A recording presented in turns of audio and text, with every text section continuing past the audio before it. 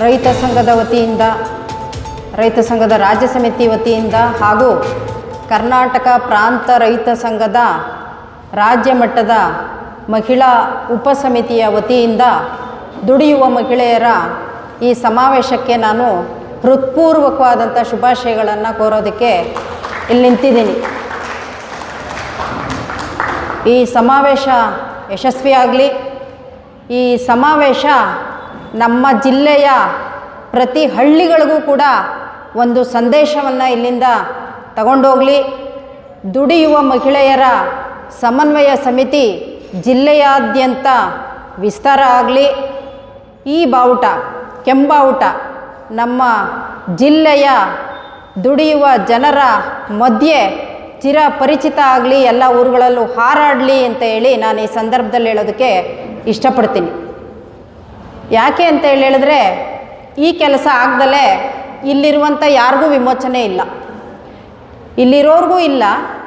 ಮತ್ತು ಸಂಘಟನೆ ಆಗದೆ ನಮ್ಮಿಂದ ದೂರ ಇರುವಂಥ ಸಾವಿರಾರು ಮಹಿಳೆಯರಿದ್ದಾರಲ್ಲ, ಲಕ್ಷಾಂತರ ಮಹಿಳೆಯರಿದ್ದಾರಲ್ಲ, ಅವ್ರಿಗೂ ಕೂಡ ವಿಮೋಚನೆ ಖಂಡಿತ ಇಲ್ಲ. ನಿಮಗೆಲ್ಲ ಗೊತ್ತಿರಬೇಕು, ಇಲ್ಲಿರೋರೆಲ್ಲ ನನಗಿಂತ ಹೆಚ್ಚು ಕೆಂಬಾವುಟದ ಬಗ್ಗೆ ತಿಳ್ಕೊಂಡವರಾಗಿದ್ದೀರಿ. ಯಾಕೆಂದರೆ ಸಾಮಾನ್ಯ 20-25 ವರ್ಷಗಳಿಂದ ಕೆಂಬಾವುಟ ಹಿಡಿದು ನೀವು ಹೋರಾಟ ಮಾಡ್ತಾ ಬಂದಿರೋರಾಗಿದ್ದೀರ. ನಿಮಗೆಲ್ರಿಗೂ ಗೊತ್ತಿದೆ, ಕನಿಷ್ಠ ಕೂಲಿಯನ್ನು ಕೇಳಿ ಹೋರಾಟ ಮಾಡ್ತಾ ಇರುವಂಥದ್ದು, ಕನಿಷ್ಠ ಕೂಲಿಯನ್ನು ಜಾರಿ ಮಾಡಿಸಿರುವಂಥದ್ದು ಈ ಕೆಂಬಾವುಟ. 8 ಗಂಟೆಯ ಕೆಲಸವನ್ನು ನಿಗದಿ ಮಾಡಲಿಕ್ಕೆ ಕಾರಣೀಭೂತವಾದದ್ದು ಈ ಕೆಂಬಾವುಟ. ಕಾರ್ಖಾನೆಗಳಲ್ಲಿ ಕಾರ್ಮಿಕರ ಸುರಕ್ಷತೆಯನ್ನು ಪ್ರತಿಪಾದನೆ ಮಾಡಿದ್ದು ಈ ಕೆಂಬಾವುಟ. ಮಹಿಳೆಯರಿಗೆ ಉದ್ಯೋಗಾವಕಾಶಗಳನ್ನು ಸೃಷ್ಟಿ ಮಾಡಬೇಕು, ಅಷ್ಟೇ ಅಲ್ಲ ಸಮಾನ ಕೆಲಸಕ್ಕೆ ಸಮಾನ ವೇತನವನ್ನು ಕೊಡಬೇಕು ಅಂತ ಹೇಳಿ ಫೈಟ್ ಮಾಡಿದ್ದು ಈ ಕೆಂಬಾವುಟ. ಮನೆಯಲ್ಲಿರಬೇಕಾದಂಥ ಮಹಿಳೆಯರಿವತ್ತು ಫ್ಯಾಕ್ಟ್ರಿಗಳಲ್ಲಿ ಕೆಲಸ ಮಾಡ್ತಾ ಇದ್ದರೆ, ದುಡಿಮೆಯ ಜಾಗಗಳಲ್ಲಿದ್ದು ಸಂಬಳ ತಗೊಳ್ತಾ ಇದ್ದರೆ, ಅದಕ್ಕೆ ನೇರ ಕಾರಣ ಈ ಕೆಂಬಾವುಟ ಅಂತ ಹೇಳಿ ನಾನು ಘಂಟಾಘೋಷವಾಗಿ ಹೇಳಲಿಕ್ಕೆ ಇಷ್ಟಪಡ್ತೀನಿ. ಅಂಥ ಒಂದು ಕೆಂಬಾವುಟವನ್ನು ಹಿಡಿದಿರುವಂಥ ಮಹಿಳೆಯರಾಗಿ, ಕಾಮ್ರೇಡ್ಸ್ ಆಗಿ ಸೇರಿರುವಂಥ ನಿಮಗೆಲ್ರಿಗೂ ಕೂಡ ನಾನು ವಿಶೇಷವಾದಂಥ ಅಭಿನಂದನೆಗಳನ್ನು ತಿಳಿಸೋದಕ್ಕೆ ಇಷ್ಟಪಡ್ತೀನಿ. ಕಾಮ್ರೇಡ್ಸ್, ನಾವಷ್ಟೇ ಈ ಕೆಂಬಾವುಟ ಹಿಡಿದ್ರೆ ಸಾಕಾ? ಇಲ್ಲೊಂದು ಪಟ್ಟಿ ಇದೆ, ಅಂಗನವಾಡಿ, ಬಿಸಿಯೂಟ, ಬೀದಿ ಬದಿ ಕೆಲಸಗಾರರು, Flora, TRMN, LM wind power, Denso, Yazaki, Somerset, food creation, ಇಂಥ ಕಡೆಗಳಲ್ಲಿ ನಮ್ಮ ಸಂಘಟನೆ ಇದೆ. ಅದರ ಅಂಕಿ ಸಂಖ್ಯೆ ಕೂಡ ಇಲ್ಲಿ ಇದೆ. ಇಷ್ಟರಿಂದಲೇ ನಮ್ಮ ಶಕ್ತಿನ ನಾವು ಪೂರ್ತಿಯಾಗಿ ಬಳಸ್ಕೊಳ್ಳಿಕ್ಕಾಗಲಿ, ಅದನ್ನು ಬಳಸ್ಕೊಂಡ್ರೂ ಸಮೇತ ಏನಾದರೂ ಬದಲಾವಣೆಯನ್ನು ತರಲಿಕ್ಕಾಗಲಿ ಸಾಧ್ಯನಾ ಅನ್ನುವಂಥದ್ದನ್ನು ಯೋಚನೆ ಮಾಡಬೇಕು. ಈಗಷ್ಟೇ ಮಾತಾಡ್ತಾ ಫುಡ್ ಕ್ರಿಯೇಷನ್ನ ಮಹಿಳೆಯರು ಹೇಳ್ತಾ ಇದ್ರು, ನಾವು ನೋಡಿ ಎಷ್ಟು ಕಷ್ಟಪಟ್ಟು ಕೆಲಸ ಮಾಡ್ತೀವಿ, ಮಿನಿಮಮ್ ವೇಜ್ ಇಲ್ಲ, ಕನಿಷ್ಠ ಕೂಲಿ ಕೊಡ್ತಾ ಇಲ್ಲ, ಮತ್ತು ವಾಶ್ರೂಮ್ಗೆ ಹೋಗೋಕ್ಕೂ ಬಿಡ್ತಾ ಇಲ್ಲ, ಒಂದಕ್ಕೆ ಹೋಗೋಕ್ಕೆ ಬಿಡಲ್ಲ. ಪೀರಿಯಡ್ಸ್ ಟೈಮ್ನಲ್ಲಿ ಕೆಲವು ಮಹಿಳೆಯರು ಭಾಳ ಫ್ರೀಕ್ವೆಂಟಾಗಿ ಪ್ಯಾಡ್ ಚೇಂಜ್ ಮಾಡಬೇಕಾಗ್ತದೆ, ಪ್ಯಾಡ್ ಚೇಂಜ್ ಮಾಡಲಿಕ್ಕೂ ಅವಕಾಶ ಕೊಡೋದಿಲ್ಲ. ಏನಕ್ಕೆ ಹಿಂದಿಂದನೇ ಹೋದ್ರಿ, ಏನು ನೀನು ವಿಶೇಷ ಮಹಿಳೆನಾ, ಯಾರಿಗೂ ಇಲ್ಲದ ಮುಟ್ಟು ನಿನಗಾಗುತ್ತಾ, ಎಷ್ಟು ಸಲ ಹೋಗಿ ಬರೋದು, ಈ ಥರದ್ದೆಲ್ಲನೂ ಮಾತಾಡೋದಿದೆ. ಇಂಥದ್ದೆಲ್ಲ ಫ್ಯಾಕ್ಟ್ರಿಗಳಲ್ಲಿ ವಾತಾವರಣ ಇದೆ. ನಾನು ನೋಡಿದ್ದೀನಿ, TRMN ಕಾರ್ಮಿಕರು ಹೋರಾಟ ಮಾಡಿದ್ದನ್ನು ನಾನು ನೋಡಿದ್ದೀನಿ.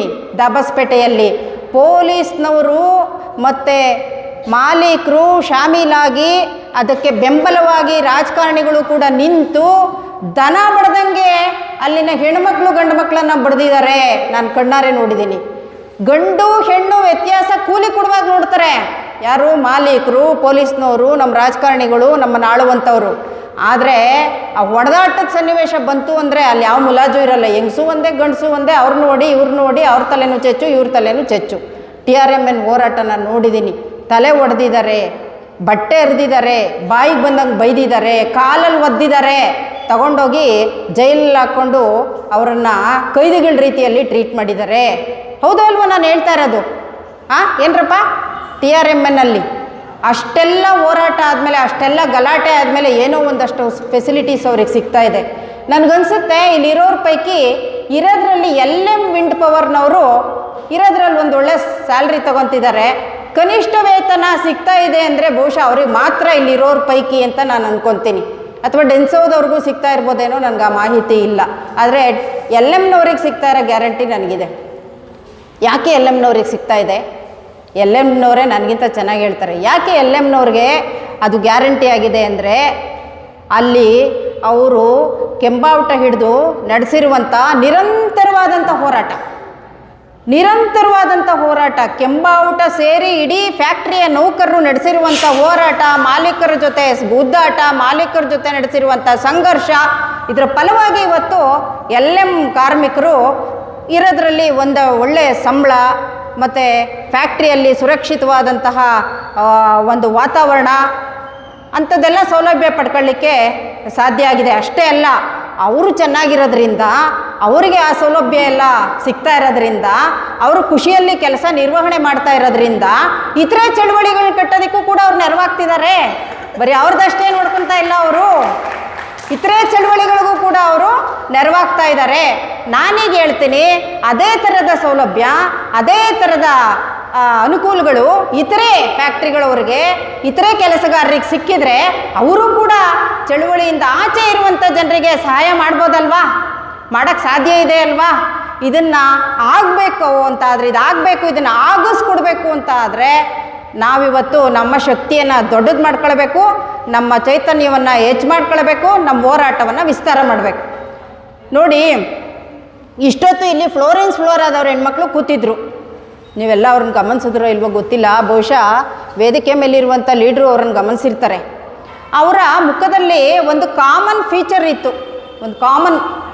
ನೀವು ಅಷ್ಟು ಜನ ಮಹಿಳೆಯರನ್ನು ನೋಡಿ, ಅವ್ರನ್ನ ನಾನು ಪರಿಚಯ ಮಾಡ್ಸೋಣ, ಅವರೆಲ್ಲ ಎದ್ದೊಟ್ಟೋಗ್ಬಿಟ್ರು. ಅವ್ರ ಮುಖಗಳನ್ನ ನೀವು ನೋಡಬೇಕು ಅಂತ ನಾನು ಬಯಸಿದ್ದೆ, ಅಷ್ಟೊತ್ತಿಗೆ ಅವ್ರು ಎದ್ದೋಗ್ಬಿಟ್ರು. ನೀವು ಇನ್ನೊಂದು ಸಲ ಅವ್ರು ಬಂದಾಗ ಗಮನಿಸಿ ಅವ್ರನ್ನ, ಫ್ಲೋರೆನ್ಸ್ ಫ್ಲೋರಾದಲ್ಲಿ ಕೆಲಸ ಮಾಡ್ತಾ ಇರೋ ಮಹಿಳೆಯರನ್ನ. ಅವ್ರ ಮುಖದಲ್ಲಿ ಒಂದು ಸಾಮಾನ್ಯವಾದಂಥ ಲಕ್ಷಣ ಇದೆ. ಏನದು ಲಕ್ಷಣ? ಮುಖ ಎಲ್ಲ ಕಪ್ಪಾಗಿದೆ ಅವರಿಗೆ. ನಾವು ಬಂಗು ಅಂತ ಹೇಳ್ತೀವಲ್ವ, ಅದನ್ನು ಪಿಗ್ಮೆಂಟೇಷನ್ ಅಂತ ಹೇಳ್ತೀವಲ್ವ, ಅದು ಎಲ್ಲ ಕಾರ್ಮಿಕರಲ್ಲಿದೆ. ಬಂಗು ಯಾರೋ ಒಬ್ರಿಗೆ ಅವಾಗವಾಗ ಬರುತ್ತೆ ಹೋಗುತ್ತೆ. ನನಗೂ ಬಂದಿತ್ತು, ಹೋಯಿತು. ಇಲ್ಲಿರೋರ್ಗೂ ಸುಮಾರು ಜನಕ್ಕೆ ಬಂದಿದೆ, ಹೋಗಿದೆ. ಆದರೆ ಅಲ್ಲಿ ಕೆಲಸ ಮಾಡುವಂಥ ಮಹಿಳೆಯರಿಗೆ ಎಲ್ಲರಿಗೂ ಬಂಗು, ಮುಖದಲ್ಲಿ ಕಲೆ, ಮುಖದಲ್ಲಿ ಕಪ್ಪು ಕಲೆ. ಯಾಕೆ ಗೊತ್ತಾ? ಬೆಳಗ್ಗೆ ಎದ್ದರೆ ಅವರು ಕೆಮಿಕಲ್ ಮಧ್ಯೆ ಕೆಲಸ ಮಾಡ್ತಾರೆ, 24/7 ಕೆಮಿಕಲ್ಸ್ ಮಧ್ಯೆ ಕೆಲಸ ಮಾಡ್ತಾರೆ. ಗೊಬ್ಬರ, ವಿಪರೀತ ಗೊಬ್ಬರ ಬಳಸ್ತಾರೆ ಅಲ್ಲಿ ತೋಟಗಳಿಗೆ, ಹೂತೋಟಗಳಿಗೆ. ಅದ್ರ ಮೇಲೆಲ್ಲ ಶೆಡ್ ಹಾಕಿರ್ತಾರೆ. ಅಲ್ಲಿ ಒಂದು ವಾತಾವರಣ ನಿರ್ಮಾಣ ಮಾಡಿರ್ತಾರೆ. ಆ ಹೂ ಚೆನ್ನಾಗಿ ಬೆಳೆಯೋಕ್ಕೆ, ಎಕ್ಸ್ಪೋರ್ಟ್ ಮಾಡೋಕ್ಕೆ ಬೇಕಾದಂಥ ಹೂ ಬೆಳಿಬೇಕಲ್ಲ, ಅದಕ್ಕೆ ಆದಂಥ ಒಂದು ವಾತಾವರಣ ಸೃಷ್ಟಿ ಮಾಡಿರ್ತಾರೆ.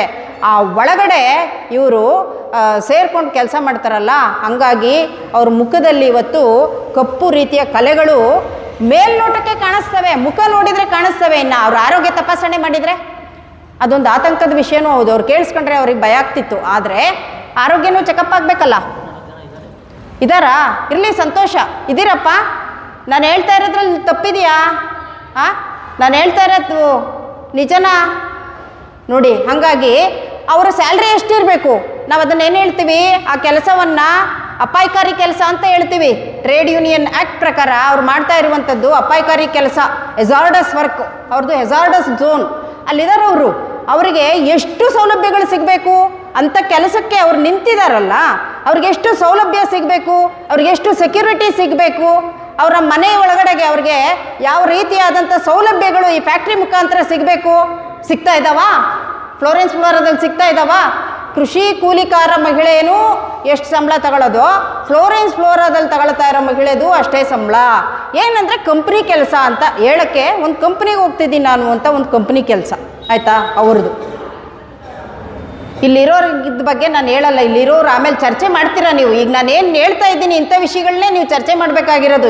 ಈ ವರದಿ ಇಟ್ಟರಲ್ಲ ನಳಿನ, ಇದ್ರ ಮೇಲೆ ಬಂದು ನೀವು ಚರ್ಚೆ ಮಾಡಬೇಕಾಗಿರೋದೇ ಅದು. ನೀವು ಎದುರಿಸ್ತಾ ಇರೋ ವಾತಾವರಣ ಎಂಥದ್ದು, ಸಂಬಳ ಎಷ್ಟಿದೆ, ಸಾರಿಗೆ ಏನು, ಅಲ್ಲೇನು ಲೈಂಗಿಕ ಕಿರುಕುಳ ಇದೆಯಾ, ನಿಮಗೇನು ಕ್ರೀಚ್ ವ್ಯವಸ್ಥೆ ಇದೆಯಾ, ಮಕ್ಕಳನ್ನ ಕರ್ಕೊಂಬಂದರೆ ಏನು ಮಾಡಬೇಕು, ಇಂಥದ್ದೆಲ್ಲ ವಿಷಯ ಬರುತ್ತಲ್ಲ, ಅದನ್ನು ಚರ್ಚೆ ಮಾಡಬೇಕು ನೀವು.